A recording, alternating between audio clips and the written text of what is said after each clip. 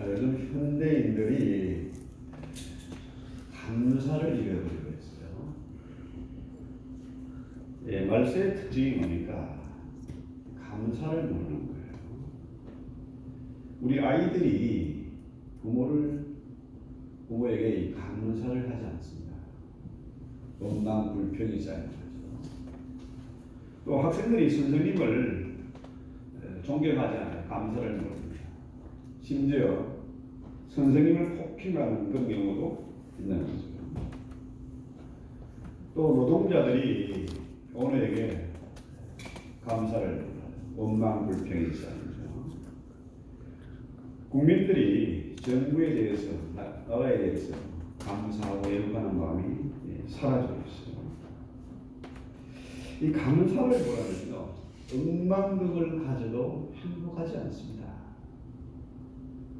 감사가 없으니까 기쁨도 없고 의욕도 없죠. 꿈이 없기 때문이죠.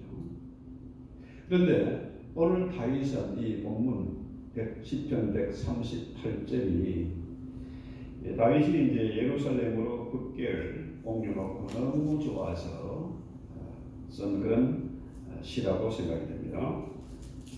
급계가 뭡니까? 야크가 하나님의 인재의 상징이에요. 법계 안에 내용물은 딴 게 아니고 쉽게는 볼판입니다.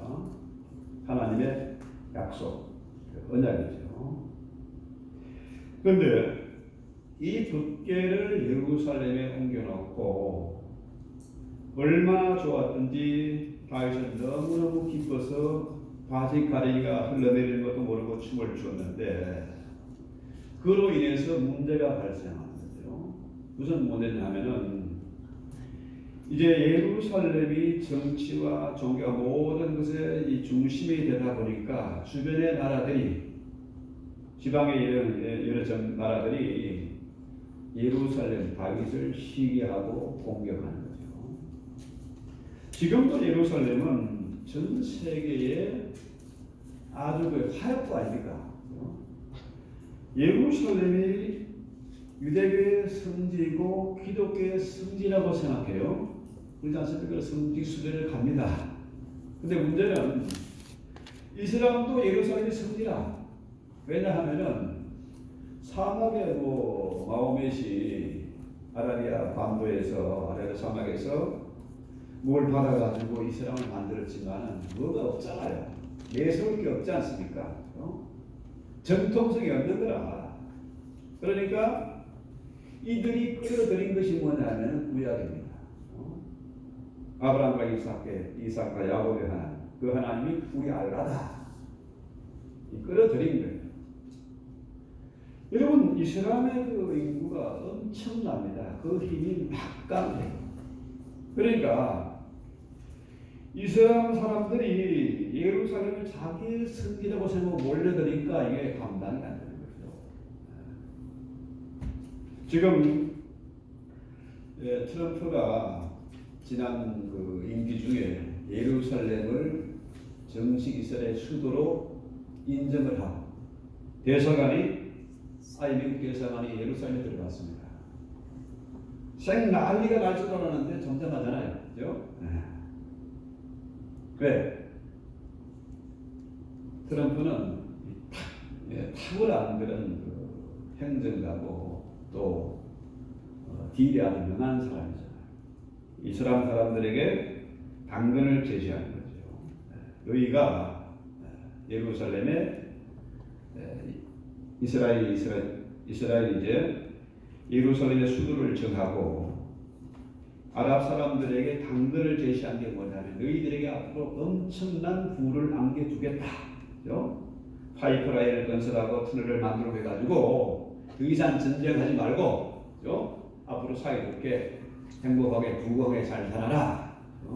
이 당근을 제시한 거예요. 자, 문제는 이 시편 138편에 가장 많이 나오는 단어가 뭡니까? 감사잖아요. 1절에 보면 내가 전심으로 주께 감사하며, 또 2절에 보세요.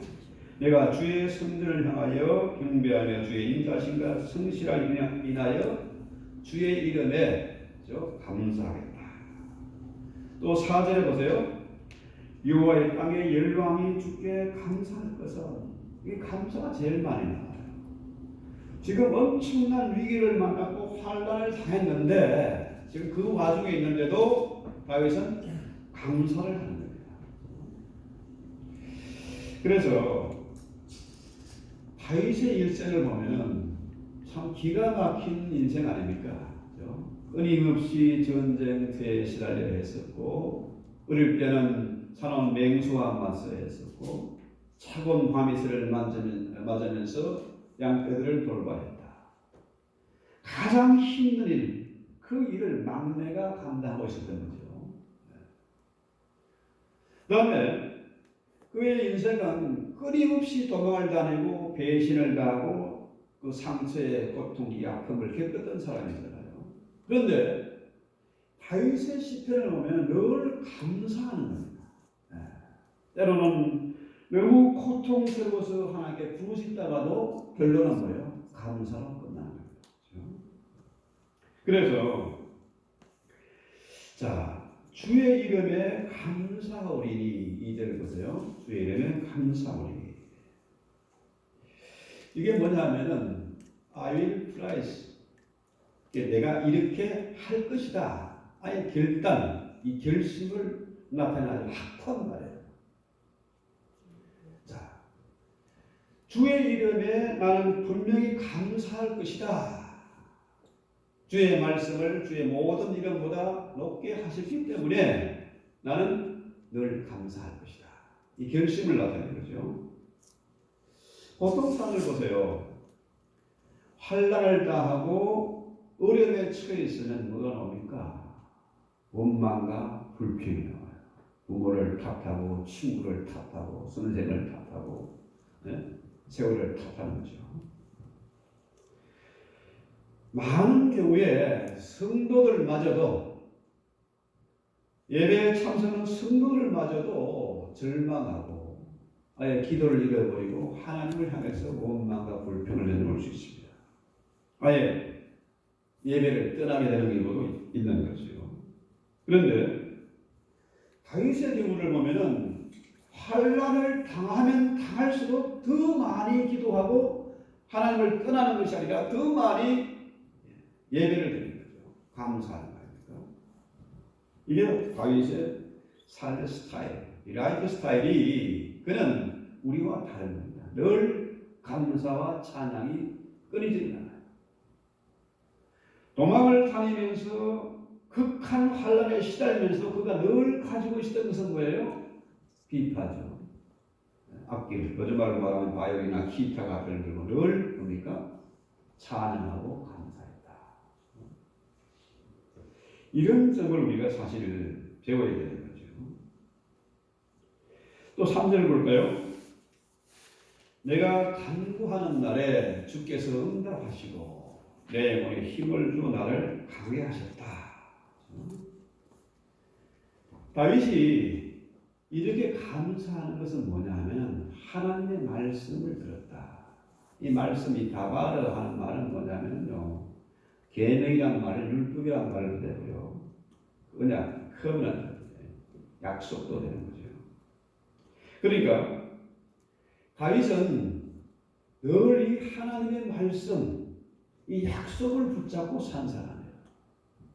사무엘하 7장을 여러분 한번 집에 가서 한번 쭉 보시면요, 하나님이 다윗에게 하신 말씀이 있어요. 약속하신 말씀이 있는 겁니다. 그 말씀을 무식하게 믿은 거예요. 그 말씀을 믿으니까 어떻게 그 영혼에 새 힘이 생기는 거죠. 지칠 대로 지쳐있고 영혼이 힘들어서 지쳐있는데 하나님의 약속의 말씀이 들리니까 힘이 생기는 것이고 강하고 담대함이 생기는 거죠. 우리 지금 말세를 당해서 사람들이 감사를 잃어버리고 이렇게 풍요롭고 편안한 세상을 만나서도 못 살겠다, 죽겠다, 피곤하다, 늘 짜증을 내죠. 불평을 합니다. 그런데 하나님의 약속의 말씀은 우리에게 힘을 주고 피곤치 않게 새 힘을 주고 우리를 강하게 만듭니다. 여러분 만사형통하고 뭐 태평한 거 무사태평 참 좋지요. 그런데요, 우리가 정말 조심해야 될 것은 뭔가 만사형통가 잘 될 때에 조심해야 된다. 위험하다는 겁니다. 여러분 운전할 때도요, 험한 길에서 사고가 나지 않습니다. 그때는 정신을 바짝 차리고 운전하거든요. 편안하게 운전할 때 뭐 졸기도 하고 허tum스럽 전화기 붙잡고 뭐 일폭을 하다가 사고를 만나는 거죠. 그래서 우리는 어느 경우를 만나든지 환란이 극하더라도 그럴 때라도 우리는 뭡니까? 하나님의 말씀을 의지해서 감사해야 된다. 그래서 5절 말씀을 보면요, 여호와여 세상의 5절 세상의 모든 왕들이 4절이네요. 모든 왕들 주께 감사할 것은 그들이 주의 입에 말씀을 들으리라. 참 그 희한하게 이해가 잘 안 되는 그런 아리송한 말인데요. 세상의 모든 왕들이 주께 감사할 것은 그들이 주의 입에 말씀을 들었기 때문이다. 이 말씀은요, 이 다바르예요. 이번에 원로 다바르.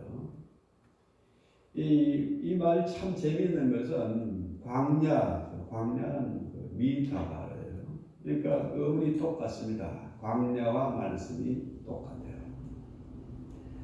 그러니까 하나님께서 모세를 처음 만나서 말씀하신 곳이 어디입니까? 광야, 미디안 광야, 가시나무 불꽃, 가시나무 불꽃 속에서 하나님이 모세에게 나타나시고 말씀하셨어요. 모세가 애굽의 궁정에서 이집트 왕자로 평화롭게 살 때는 하나님 말씀하지 않았어요. 할 수 없이 광야로 미디안 광야로 도망갔을 때에 거기서 양치기를 하고 한심하게 살고 있을 때 하나님이 모세에게 나타나시고 모세에게 말씀을 하셨어요. 여러분 이 세상은 이 광야라고 해요.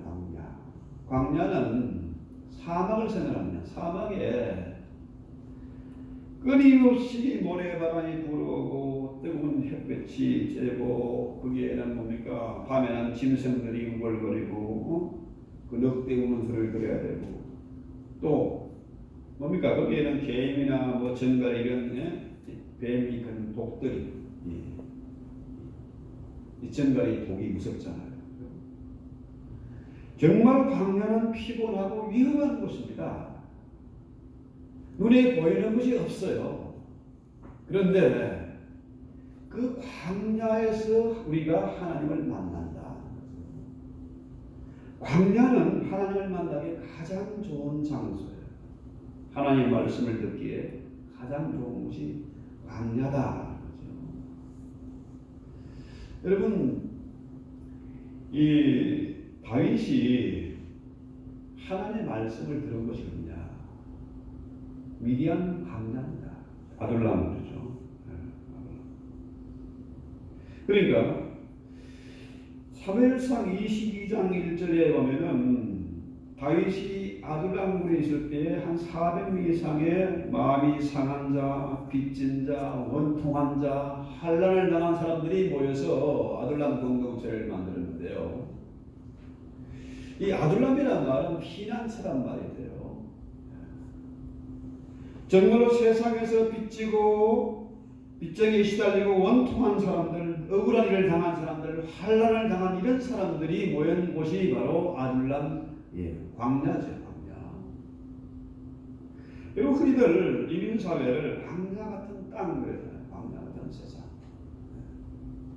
하필이면 하나님이 우리를 이곳에 인도하셨다. 이곳은 뭡니까? 하나님의 말씀을 듣기에 가장 좋은 곳입니다.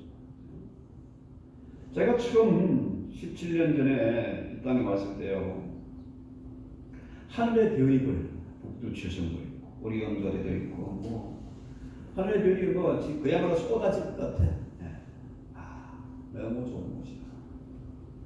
하늘의 밤하늘의 별들을 바라보면서도 하나님의 말씀을 들을 수가 있어요. 그렇죠? 그러니까 다윗이 광야에서 하나님의 말씀을 들은 겁니다. 눈에 보이는 것이 없고 소망이 보이지 않는 그런 광야에서 그 환경에서 하나님의 말씀을 들은 겁니다. 그 말씀이 다윗을 강하게 만들었어요. 그 속에서 오히려 감사의 노래를 부르고 있다. 오늘 제목을 시편 138편을 감사의 노래, 환난 중에 부르는 감사의 노래죠. 그러니까 자, 여호와의 세상의 모든 왕들이 주께 감사할 것은 그들이 주의 입에 말씀을 들었다. 세상의 왕들이 주님의 말씀을 들을 때 이것이 감사하래요. 이해가 되십니까? 이스라엘이 광야에서 하나님의 말씀을 들었고 하나님의 인도함을 받았습니다. 그런데 그 혜택을 세상의 모든 왕들이 듣게 됐다. 하나님의 말씀을 그들이 들었다. 이스라엘 통해서 간접적으로 하나님은 위대하시고 하나님은 능치 못할 일이 없으시고 하나님은 전지전능하시다. 이것을 이스라엘의 삶의 모습, 광야 40년의 모습을 보면서 그들이 들었고 두려워 들었다. 이것을 다윗이 감사하는 겁니다. 여러분, 광야 가보셨습니까? 사막에? 저는 사막에서 한 1년 세월 보낸 적이 있거든요. 돌이켜보면은 그때가 제일 기도 많이 했던 때이고 제일 열심히 공부했던 때고 인생이 바뀐 장소가 바로 그곳이었어요. 1년 동안. 왜? 눈에 아무것도 보이는 게 없는데 뜨거운 사막에 모래 바람이 불고 낙이라고는 없는데 거기서 기도하고 거기서 공부하고 하나님 말씀을 듣고 한 것이 저에게는 최고로 행복했던 때입니다. 자, 여러분, 광야 생활 거기서는요 성공하고 출세하고 뭐 이런 게 없습니다. 광야에서 최고의 목표는 성공이 아니라 거기서 살아남는 겁니다. 그 길을 통과하는 것이 최우선의 목표예요. 빠져나가야 되거든요. 이스라엘이 애굽에서 어떻게 나왔습니까? 홍해를 가르고 바로의 군대를 홍해에 수장시키고 바다를 건너왔어요. 엄청난 일이죠. 그런 일이 역사상 한 번도 있었습니까? 전혀 없습니다. 그 전에도 없었고 그 후에도 없어요. 천년 만년에 가도 앞으로 그런 일은 없을 것입니다. 그런데 그때 세상 왕들이 하나님의 영광을 보지 않았습니다. 하나님의 영광을 보지 않았습니다. 하나님의 말씀을 듣지 않았습니다.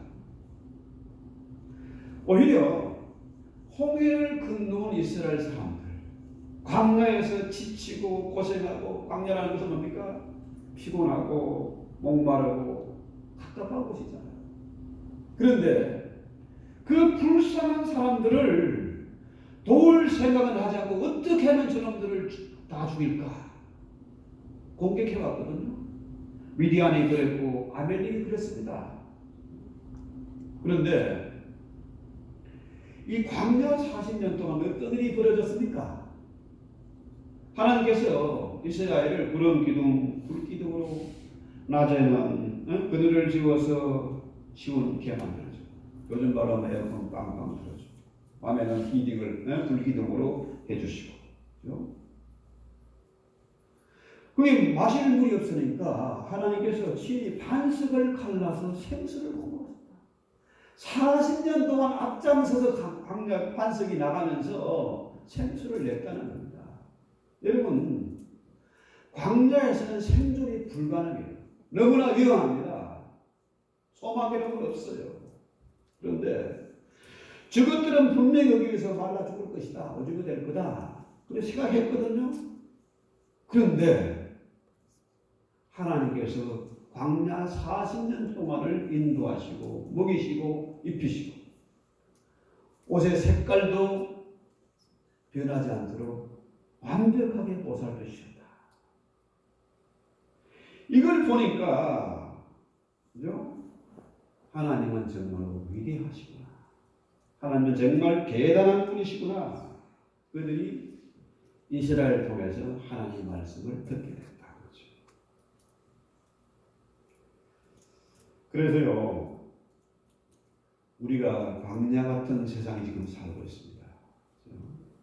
특히나 이 팬데믹을 만나서 이게 뭐 기가 막히잖아요. 우리가 불과 2년 전에 이런 거 상상을 못했습니다.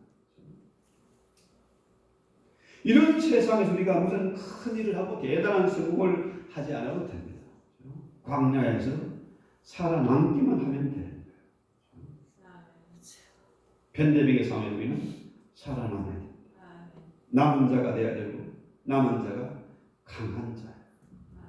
오늘 하나님의 살아계신 이 말씀이 들리기만 하면 우리 영혼이 힘을 얻게 될 것입니다. 제가 아침에 목사만 하면서 저는 꼭 교회 하면 여기 한식 들려거든요. 세베타리 공동묘지. 이 교회가 150년 넘은 교회잖아요. 30년 텀을 해도 5대 6대가 지금 신앙생활하고 있는 거 아닙니까? 참 대단한 분들이에요. 자, 이런 상황에서 저들은 믿음을 지켜왔다. 대를 이어서 믿음을 지켜왔다. 지금도 나이가 80, 90이 되면서도 이 교회를 지키고 있다. 저게 이름이 다 새겨져 있습니다. 몇 년에 태어나서 몇 년에 세상을 떠나서 하나님께로 돌아갔다.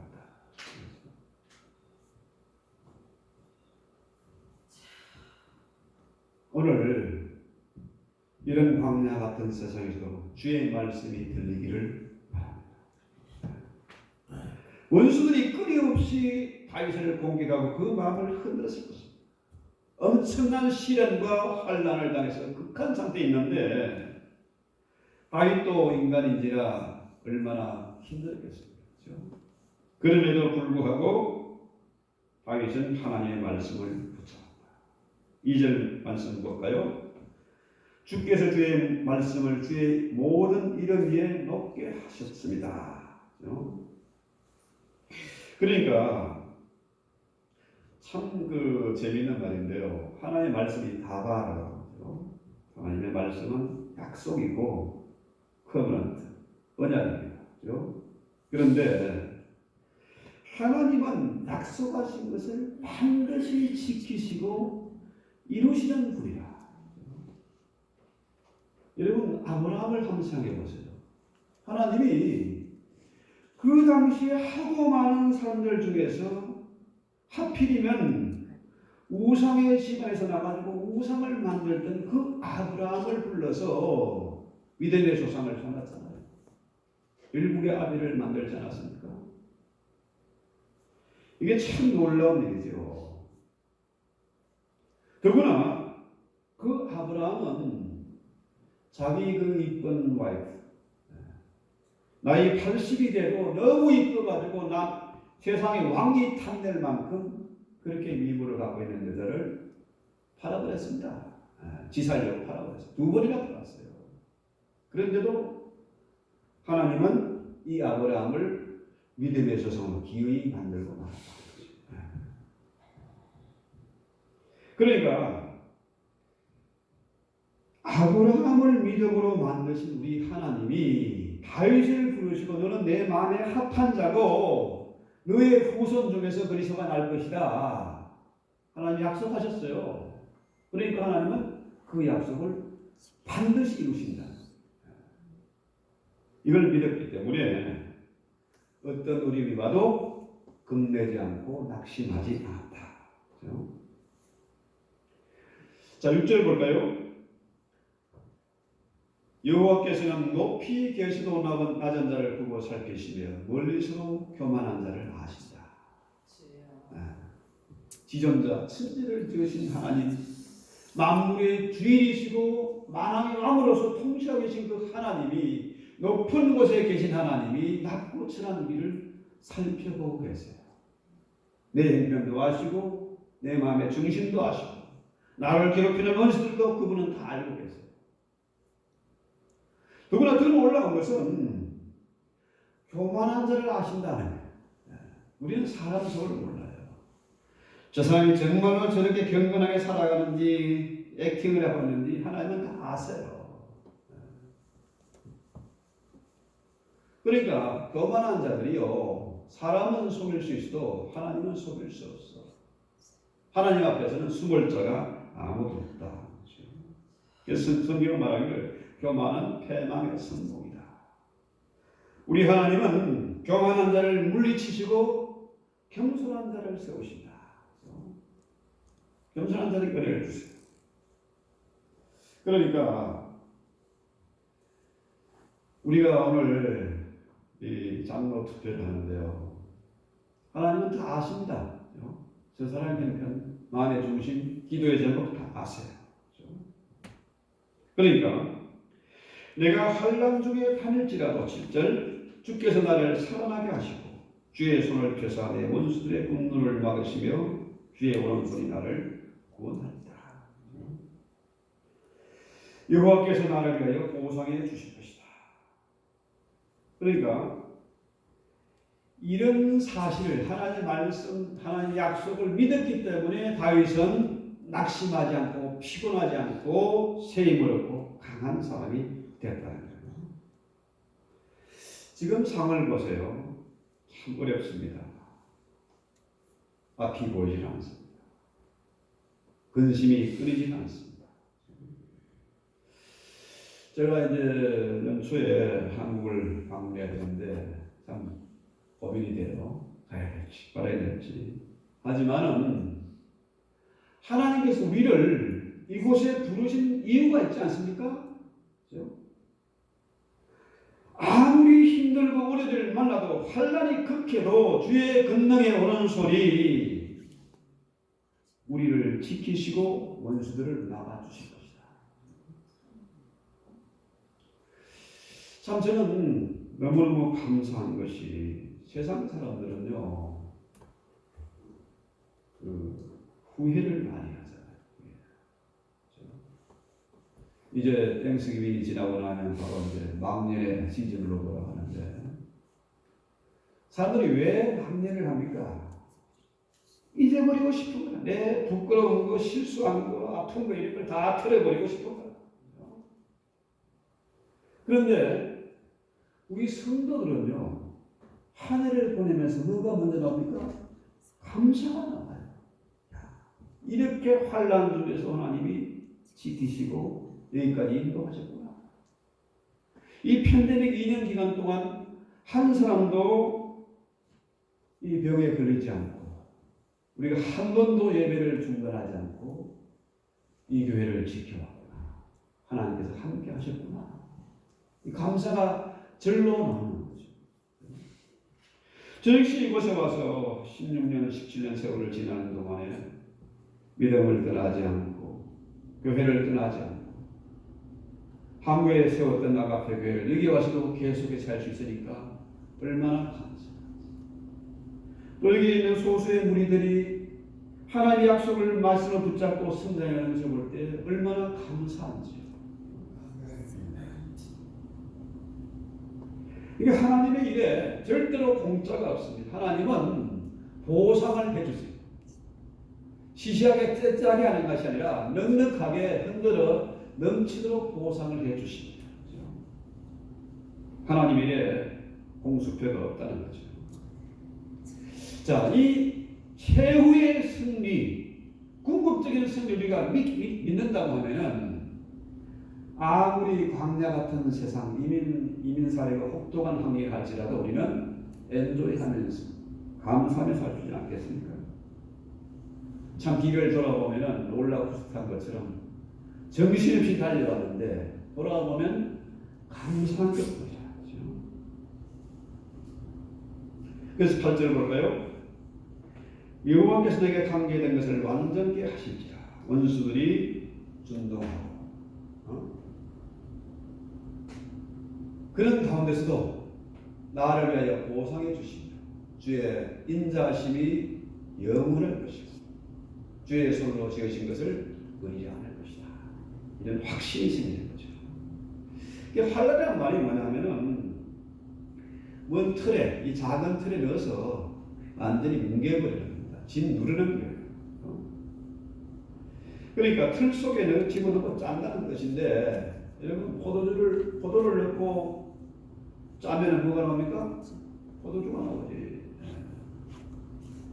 참깨를 넣고 짜면 어떻게 해요? 짜면 참기름 나오죠. 우리가 내 생각에는 나만 힘들고 고통스러운 것 같지만은 이러한 고난에는 환난에는 하나님의 뜻이 있다. 우리를 정금같이 단련시켜서 하나님이 쓰시고자 하는 그런 뜻이 있다는 거죠. 그래서 자 보세요.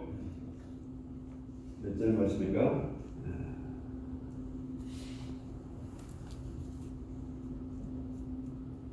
8절 여호와께서 나를 위하여 보상해 주시리라. 여호와의 주의 인자하심이 영원하오니 주의 손으로 지으신 것을 버리지 마옵소서. 이러니까 내게 관계된 것, 그렇죠? 나와 관계된 이 모든 것들이 결국은 뭐냐? 하나님이 나를 완전하게 만들어 갈 것이다. 이렇게 빌립보 1장 6절에 보면은 너희 속에 착한 일을 시작하시니가 그리고 예수의 날까지 이루실 줄을 우리가 확신한다. 하나님은 우리를 부르신 것도 하나님이시고 나를 통해서 이루실 그 하나님 그 뜻이 분명하기 때문에 그것을 시작하시니가 완성해 나갈 것이라는 거예요. 아까 아브라함의 경우도 마찬가지 아닙니까? 그런 형편없는 아브라함을 믿음의 조상으로 완성시켜 가시는 분이 하나님이시다. 여러분 야곱을 보세요. 야곱은 지렁이 같은 야곱이라는 거예요. 교활하고 간사하고 엄마의 치모폭에 있던 그런 야곱을 우리 하나님은 이스라엘로 이름을 바꾸시고 이스라엘의 조상을 만드시는 그런 하나님입니다. 이렇게 보면은 저는 그렇게 생각합니다. 정말 최고의 감사, 기적 중의 기적은 저 같은 사람을 하나님은 목사로 만드셨다. 최고로 저는 자격이 없습니다. 주변에 수많은 사람들이 좀 얘기했지만 그건 나하고 상관없는 얘기고 저 형편없는 거, 재미없는 거 절대로 아니라고 했는데 우리 하나님은 기어이 그렇게 만들어가고 마서 처음 목사가 됐을 때는 천하가 내 것인 줄 알고 폼을 잡았는데 하나님은 누르고 해가지고 이제는 웬만한 일을 당해도 눈도 끔찍하지 않을 만큼 단단하게 만드셨어요. 모세가 온유함이 세상에서 가장 상한 자라고 최고로 온유한 사람이 모세인데 모세 비슷하게 하나님은 만들어 가세요. 더 낮게, 더 온유하게, 더 겸손하게 만들었어요. 물론 목사가 되어도 참 감사한데 저렇게 이쁜 아내를 하나님이 주셔서 두 딸을 만나게 한 것 너무 감사해요. 기적 중에 기적입니다. 전혀 안 맞는 사람이 둘이 만나가지고 지금까지 이혼 안 하고 갈라지지 않고 살아온 것 감사하고 또 부모를 닮은 두 아이들을 만나게 하시고 얼마나 감사하죠. 그보다 더 감사한 것은 이 아가페 교회를 세우셔가지고 여기까지 인도하신 하나님 얼마나 감사합니다. 자, 보통 세상에서는 그래요. 이 장로, 목사, 대단한 사람, 최고 스탠다드를 가지고 우리보다 더 존경할 만한 사람 보인다. 그래 하는데요. 저는 그렇게 생각합니다. 세상에 하나님 앞에 자격 있는 사람이 누가 있습니까? 아무도 없어. 의인은 능란이 하나도 없어. 아무도 그 속을 모릅니다. 그러나 하나님은 아세요. 그래서 저는 원래 5년 전인가 두 분 장로님을 세웠는데 두 분들이 다 떠났어요. 정말 절망했고 최고로 힘들 때가 바로 그때였습니다. 이 교회는 장로가 없으면 교회가 아닙니다. 그래서 두 분을 세워야 되는데 제가 오늘 어젯밤 내내 고민하고 기도했습니다. 그래서 두 분을 세우는데 이 두 분이 자격이 중요합니다. 하나님은 앞으로 반드시 정말 세상 사람들이 존경하고 저 사람들을 통해 세상이 인정하고 하나님 영광 받을 만한 인물로 만들어 가실 것 저는 믿어요. 네. 저는 무식하기 때문에 무식하게 믿습니다. 믿으려고. 다윗이 하나님의 약속의 말씀을 믿고 평생을 그의 마음에 감사하며 찬송하며 살아왔던 것처럼 저는 그렇게 믿기로 아예 작정한 사람. 그래서 이 예배 끝나고 우리가 두 분의 장로를 투표하고 그다음에 우리 창립 12주년 주일 예배를 마치고 오후에 인직식을 하게 될 텐데요. 그걸 위해서 기도해 주시고 동참해 주시기를 바랍니다. 그래서 11월은 감사의 달인데 사람들이 감사를 잊어버리고 있어요. 하나님의 약속의 말씀을 믿고 그 말씀의 도리에 비추어서 우리 길을 돌아보면 정말로 감사가 나요. 여기까지 인도하신 하나님이 앞으로도 우리와 함께 할 것이고 그 하나님 우리를 마지막 날에 하나님이 시작하셨으니까 그 일을 이루시는 하나님을 우리가 믿기 때문에 더욱더 감사할 수가 있을 겁니다. 아까 제가 이편영교회 이 그레이스 프링스 교회를 예를 들었습니다. 우리가 이 험악한 세상, 광야 같은 세상에서도 믿음을 잃지 않고 대를 이어서 자손들에게 이 약속의 말씀을 전달해 갈 때에 아브라함과 이삭과 야곱의 하나님이 저와 여러분의 하나님이 될 것이고 그 모습을 보고 세상 사람들이 하나님께 영광을 돌리게 될 것입니다. 이것을 반드시 이룰 것을 믿기 때문에 우리 감사하고 찬송하십시다.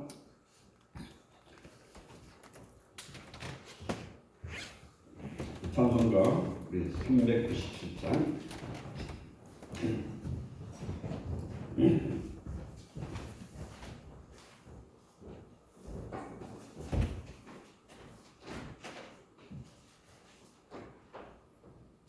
오늘 말씀을 전하면서 기도하는 마음으로 찬송합시다.